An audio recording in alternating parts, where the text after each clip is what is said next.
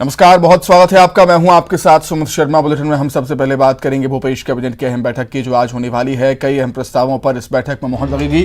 धान खरीदी सहित कई मुद्दों पर इस बैठक में चर्चा की जाएगी। दोपहर करीब 12 बजे बैठक का आयोजन।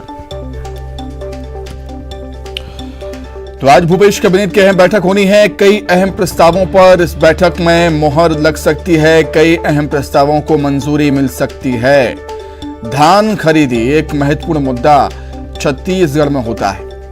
कैबिनेट की बैठक में धान खरीदी सहित कई मुद्दों पर चर्चा होनी है। दोपहर करीब 12 बजे बैठक का आयोजन।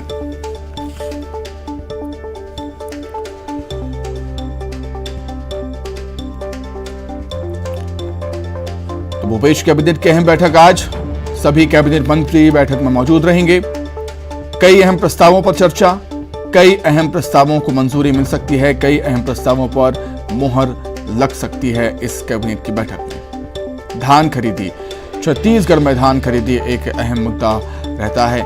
इसके लिए सरकार रणनीति तैयार करती है, सोचती है कि किस तरीके से इस बार धान की खरीदी राज्य में होगी। तो धान खरीदी सहित कई मुद्दों पर इस बैठक में, कैबिनेट की इस बैठक में चर्चा होगी।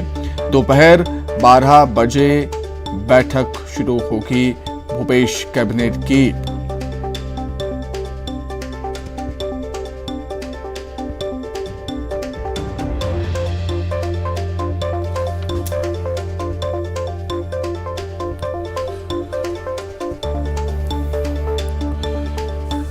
ज्यादा जानकारी के लिए सीधे राजधानी रायपुर का रुख कर लेते हैं। सहयोगी ममता लांजेवार हमारे साथ जुड़ गई हैं। ममता, कैबिनेट की बैठक आज होनी है। कौन कौन से विषय होंगे, कौन कौन से प्रस्ताव होंगे जिनको मंजूरी मिल सकती है इस बैठक में? ममता,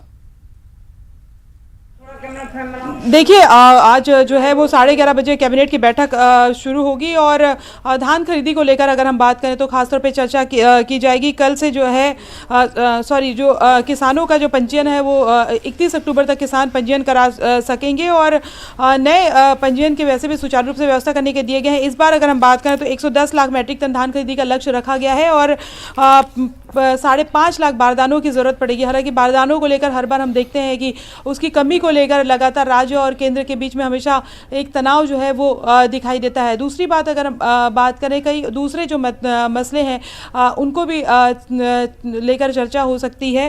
अगर हम बात करें तो चाहे स्कूलों को लेकर बात करें, आत्मानंद स्कूलों को लेकर, और जो कल राज्य सरकार ने आदेश जारी किया है कि एक दिन जो है वो छत्तीसगढ़ी में स्कूलों में, खासतौर पर अगर एक दिन जो है वो छत्तीसगढ़ी के नाम होगा, आदिवासी जो बोली है उसके नाम होगा, कंप्यूटर शिक्षा जो है वो आत्मानंद स्कूलों में अनिवार्य होगी, संस्कृत पढ़ाया जाएगा।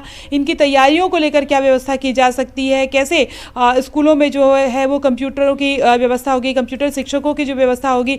कर्मचारी संघ लगातार हड़ताल पर है और जो है वो स्थगित अभी की है हड़ताल सरकार से बातचीत करने के बाद में, तो उसको लेकर क्या आगे चीज़ें हो सकती है। अनियमित कर्मचारी संघ जो है वो लगातार हड़ताल पर है। ये तमाम मसले हैं। ट्रांसफ़र को लेकर, जिले और राज्य के ट्रांसफ़र को लेकर अगर हम बात करें तो इस पर भी खासतौर पे चर्चा हो सकती है।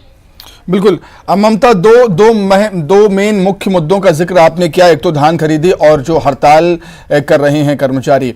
देखिए, नियमित कर्मचारियों की हड़ताल तो स्थगित हो गई है, लेकिन अनियमित कर्मचारी अब हड़ताल पर हैं, जो परेशानियों का सबब सरकार के लिए बने हुए हैं। और धान खरीदी जब भी स्टार्ट होती है प्रदेश में, तब वो एक मुख्य मुद्दा होती है। चाहे विपक्ष की बात करें, सत्ता पक्ष की बात करें, तो धान खरीदी पर भी अहम चर्चा इस बैठक में, हड़ताल पर भी अहम चर्चा इस बैठक में।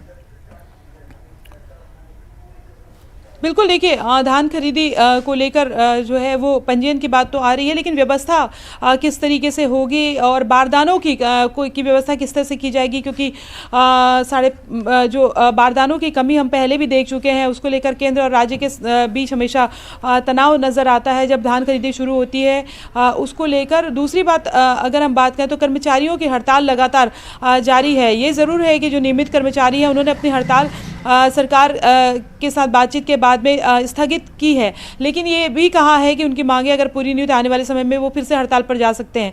तो उस पर चर्चा हो सकती है। अनियमित कर्मचारी संघ लगातार हड़ताल पर है, तो कहीं ना कहीं काम तो प्रभावित होता ही है। तो हालांकि सरकार ने ये कहा है कि धीरे धीरे वो लगातार कर्मचारियों की मांग पूरी करते आ रहे हैं और आगे भी इस पर बात की जाएगी, लेकिन ये ज़रूर है कि समय काफ़ी कम बचा है, कर्मचारियों का कहना है।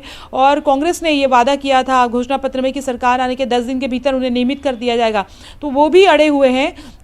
अगर हम बात करें अनियमित कर्मचारी संघ, तो इस पर बात होगी। और दूसरी बात यह है कि शिक्षा विभाग ने जो है पिछले दिनों जो टीचर्स के ट्रांसफर की लिस्ट जारी की थी, वो पूरी की पूरी लिस्ट जो है वो कैंसिल हुई थी। और अगर हम बात करें तो ट्रांसफ़र चाहे ज़िले हो या राज्य को लेकर जो ट्रांसफ़र की जो बंदिशें हैं वो हटा दी गई थी, तो उस प्रोसेस को लेकर भी अगर हम बात करें तो क्या चीज़ें हैं उस पर बात हो सकती है। जी ठीक है ममता, आपका बहुत शुक्रिया, बहुत धन्यवाद जुड़ने के लिए, तमाम बातचीत के लिए।